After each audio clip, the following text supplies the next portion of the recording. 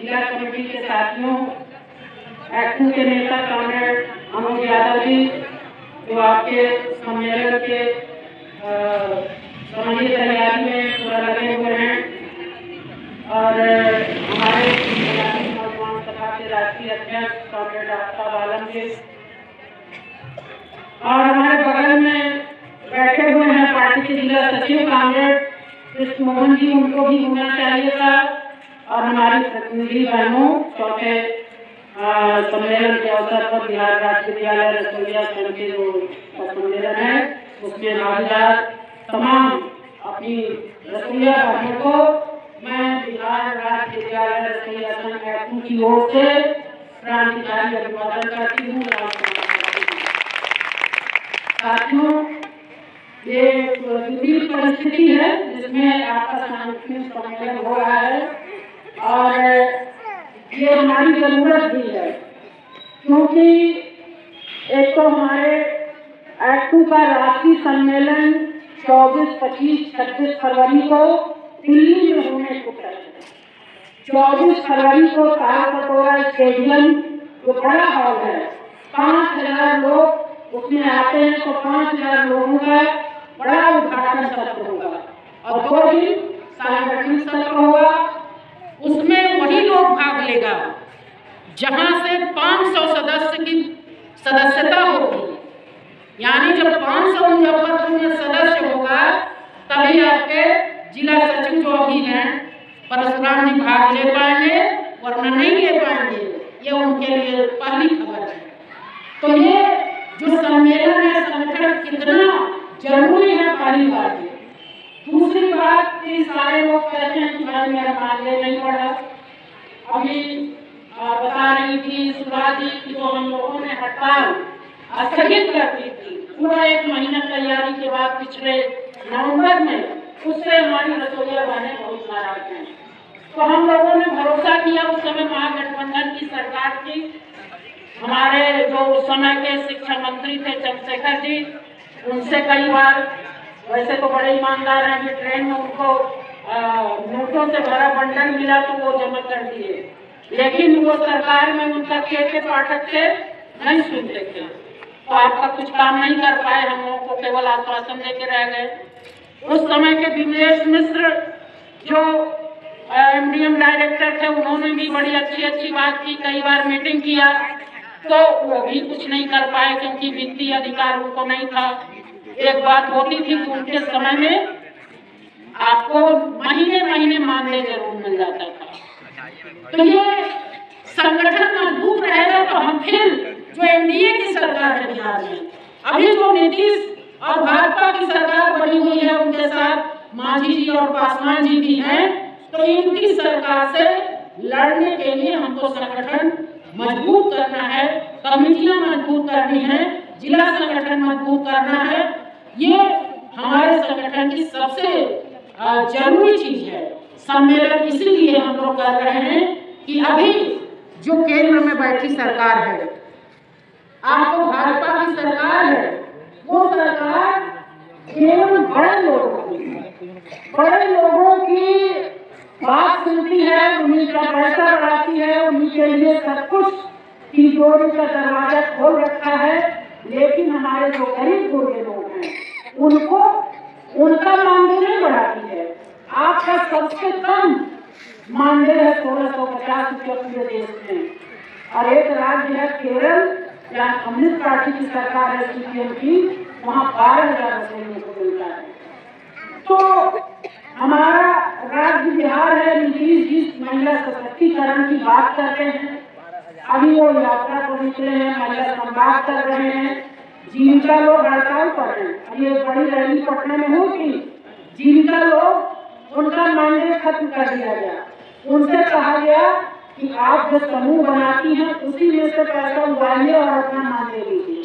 तो लोग हड़ताल पर हैं, लगभग 2 महीना हो गया हड़ताल किए हुए, लेकिन वो कह रहे हैं कि जीविका दीदियां तो बहुत वाह है, बहुत जो है वो उनका बहुत सशक्तिकरण है, रसोई दीदी चला रही हैं, उनका बहुत सारा दुकान चल रहा है, उनका बहुत सारा मेला चल रहा है, उनका पैदा किया हुआ सामान को बहुत बाजार में बेचा जा रहा है, उनकी बड़ी तारीफ हो रही। लेकिन एक तरफ जीविका दीदियाँ एक दिन नहीं 2 दिन पटना में गई, एक दिन 26 तारीख को गई। जो उनका जीविका कैडर संघ है उसके बैनर से वो कम से कम 10,000 से ज्यादा ही संख्या उनकी थी। इसके बाद एग्रो के बैनर से 28 तारीख को पटना में बिहार विधानसभा के सामने प्रदर्शन करने गई थी। दूसरे आशा लोग हैं स्कीम वर्कर में, उनसे समझौता हो गया पिछले जुलाई में, 1.25 साल हो गया, लेकिन आज तक सरकार ने लागू नहीं किया। उनको भी ठग रहा है।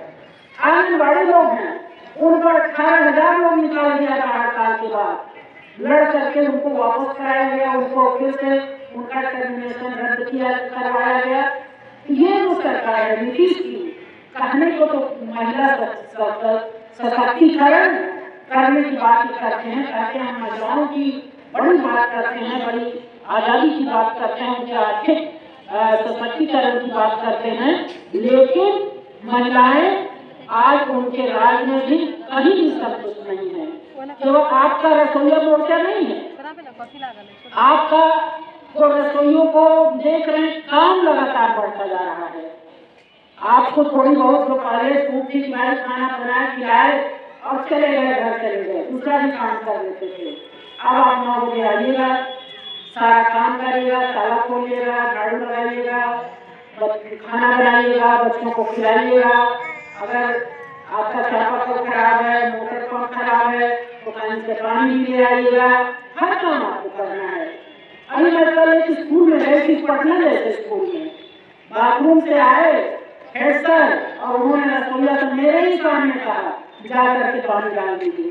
और हम लोग लड़ाई लड़ रहे हैं कि रसोइयों का काम बाथरूम में पानी डालना नहीं है, रसोइयों का काम झाड़ू लगाना नहीं है, रसोइयों का काम केवल खाना बनाना है, बच्चों को खिलाना है, किचन साफ करना है।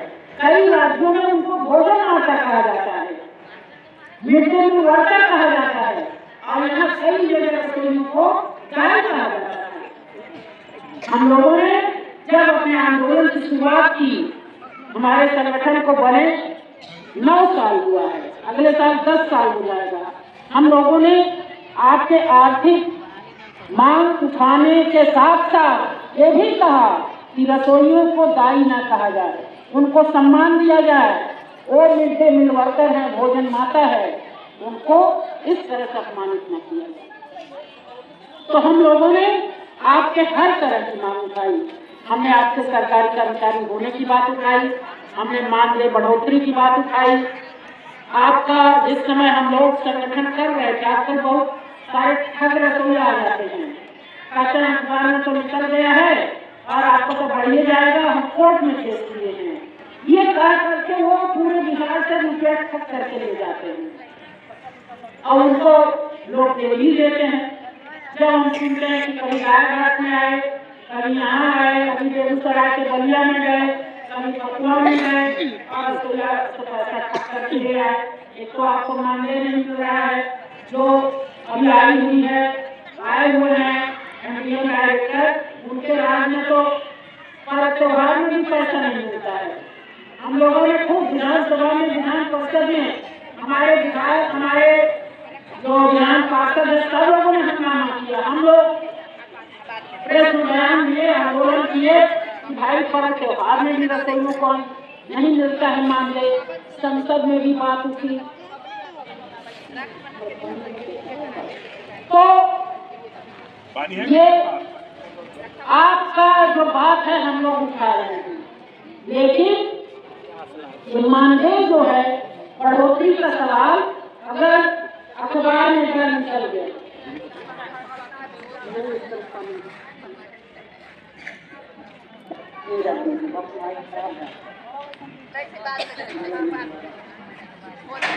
अगर अखबार में आ जाएगा और उसमें अगर बढ़िया से पढ़िएगा, उसमें लिखा रहेगा कि 2000 बढ़ने का पहले जाएगा शिक्षा मंत्रालय में, फिर जाएगा आपको वित्त मंत्रालय में, फिर जाएगा कैबिनेट में, वहां से पास होगा तब आपका बढ़ेगा। और कब जाएगा ऐसा कब से हम लोग सुन रहे हैं, सालों साल से सुन रहे हैं, लेकिन आपका बढ़ा कितना? जब हम लोगों ने आंदोलन किया तो 250, 40 दिन की हड़ताल किया तो 250 रुपया बढ़ा। फिर जो है आंदोलन हुआ, पहले 3 दिन का आंदोलन किया, तब 250 बढ़ा, फिर 40 दिन की हड़ताल की तो 250 बढ़ा, फिर चुनाव के समय 150 बढ़ा, और 2019 से 1 पैसा नहीं बढ़ा। इसी को आधार बना करके हम लोग लगातार आंदोलन कर रहे हैं। तो ये जो ठगने वाले संगठन हैं, उनसे सावधान रहिए। पहली बात कि कोर्ट में मुकदमा नहीं हो सकता है, उनसे पूछिए कि कहाँ है कागज। वो आपको सरकार ने पार्ट टाइम वर्कर घोषित कर दिया है, और इसी आधार पर वहाँ पंजाब में, हरियाणा में कोर्ट का केस खारिज हो गया है।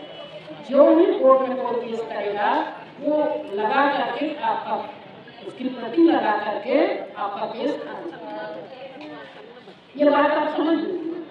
जो लोग आते हैं आपको लेकर में, उनसे तर्क वितर्क करिए। राजघाट में सुधा जी ने उसको भगाया था, ऐसे कई जगह बिहार में हम लोग के साथी लोग उसको बताते हैं, लेकिन जहाँ पर रसोईया लोग नहीं बोलेंगे तो पैसा देते रहिए, चलाते रहिए, फिर दोबारा लौटते नहीं आए। तो आपका जो संगठन है, आपका क्रांतिकारी संगठन है, आपका एक्टिव जो यूनियन है, आपका मालिक जो पार्टी है, आज कौन उठा रहा है? विधानसभा में, संसद में 2 हमारे सांसद हैं, 11 हमारे विधायक हैं, 1 हमारी एजेंसी है, वही लोग उठा रहे हैं। कोई सरकारी पार्टी नहीं, वो तो आपकी बात ही नहीं करते। नीतीश कुमार को इस काम से सुनते हैं, उस काम निकाल देते हैं, और मोदी जो आपको 5 किलो राशन दे करके वोट नहीं देता है, हर समय कहता है कि पेट तो भरा हुआ, लोग भी कहती हैं कम से कम 5 किलो राशन तो मिलता है। अरे आपका मानदेय अगर बढ़ जाए तो 5 किलो क्या 10 किलो ले सकती हैं। वो जब से आए हैं, मोदी जब से आए हैं, तब से 1 पैसा आकर नहीं बढ़ा है। मानदेय रसोइयों का या किसी का भी नहीं बढ़ा। एक बात और क्या हुआ, कोरोना काल में आपका जो मध्याह्न भोजन योजना था, उसको उन्होंने कर दिया 5 साल के लिए। ये 60 साल के लिए था ना, या करना है वो है, लेकिन वो इस योजना को भी कमजोर कर रहे हैं। इसीलिए आपके योजना में एनजीओ आ रहा है। एनजीओ जो खाना देता है, वो क्यों देता है कि धीरे धीरे ऐसे ही इसको निजी हाथ में दे दिया जाएगा। अब खाली बांटने के लिए रहेंगे रसोईया, और जब रिटायर होती जाएंगी वो अपना रखेगा। वो जो है रसोईया लोग खत्म हो जाएंगी, उनकी संख्या कम हो जाएगी, और सब एनजीओ कम हो जाएगा। पूरे बिहार के 29 जिलों के 11,000 विद्यालयों में एनजीओ के जरिए खाना परोसा जा रहा है। एनजीओ का खाना कितना खराब होता है देखती ना, कभी सांप निकलता है, कभी आपको मेढक निकलता है, कभी छिपकली निकलती है, और बच्चे खा के बीमार हो जाते हैं। अभी गलिया में एक एनजीओ है जिसका जांच हुआ कि वो मिलावटी खाना परोस रहा है। तो इस तरह से एनजीओ को बढ़ावा दिया जाए, और मोदी जी समीक्षा करेंगे। मोदी जी समीक्षा करके इस योजना को रखेंगे, खत्म करेंगे, क्या करेंगे कोई नहीं करेंगे। इसीलिए आपके सामने एक चुनौती ये भी है कि कौन सी पार्टी को आप कौन सी पार्टी का विधायक बनाइएगा, एमपी बनाइएगा, एमएलए बनाइएगा। हमारे साथी बैठे हुए हैं यहाँ आपका वाला भी, और आई से चुनाव लड़े, पता नहीं कितने और आई से आने वाले लोग उनको वोट दिए थे। सोचिएगा जरूर, और लोगों से करिएगा। कैसे वहाँ भाजपा जीत गया जब वहाँ आरजेडी का लोग ज़्यादा ये सब है। तो इसीलिए आज अभी लोग निकल रहे हैं क्या, हिंदू बचाओ, बांग्लादेश में हिंदू बचाओ, इसलिए लोग जुलूस निकाल रहे हैं, महिलाएं भी जा रही हैं। अरे अपने देश में जो मुसलमान जो ऊपर हमला होगा, उनका घर बुलडोजर से गिराया जा रहा है, उसको भी जरा बचाइए। खाली बांग्लादेश में जाइएगा आप हिंदू बचाने के लिए, वहाँ की सरकार बचाएगी, पार्टी बोल रही है और सारे लोग बोल रहे हैं, वहाँ सरकार करेगी कि आप जुलूस निकाल रहे हैं, आप यहाँ मुसलमानों को मारेंगे, उनके मस्जिद पर झंडा टांग देंगे। बाबरी मस्जिद 6 दिसंबर की वक्त को बाबरी मस्जिद गिरा दी गई थी, अभी भी जगह जगह उसका सर्वे हो रहा है, कानून किया जा रहा है, वक्त बोर्ड का कानून है, उनके संपत्ति पर जो उसको कब्जा किया जा रहा है। और आप जो है बांग्लादेश के हिंदू बचाने चाहिए। उनके नेता की गिरिराज सिंह थे, वो गए सीमांचल में 4 जिला, आपको कटिहार है, आपको खगड़िया है, अररिया है, किशनगंज है, उसमें पूर्णिया है, उसमें वो गए यात्रा निकालने। और इसकी बात कर रहे हैं तो अगले साल चुनाव होने वाला है, इसी की तैयारी हो रही है। तो इस चुनाव की तैयारी में अगर भाजपा वाले हिंदू मुस्लिम बांटने का काम कर रहे हैं तो हमारे लोग जो है, हमारी रसोईया जो है वो हिंदू मुस्लिम एकता की बात करेंगी। और इसलिए एकता की बात करेंगी, यही एकता आपकी लड़ाई, आपके मानदेय बढ़ने की लड़ाई, आपके सरकारी कर्मचारी होने की लड़ाई है, आपके मानदेय को 10,000 होने की लड़ाई है, आपके नियमित भुगतान की लड़ाई है, इसको तेज करें। बाकी रही बात, साथी कहते हैं धरना प्रदर्शन हड़ताल, तो हम लोग अभी 13 तारीख को बैठे हैं और तय करेंगे कि कुछ आंदोलन भी इस बीच किया जाए, खासकर मानदेय नियमित भुगतान का, मानदेय बढ़ने का और 10,000 मानदेय करने का।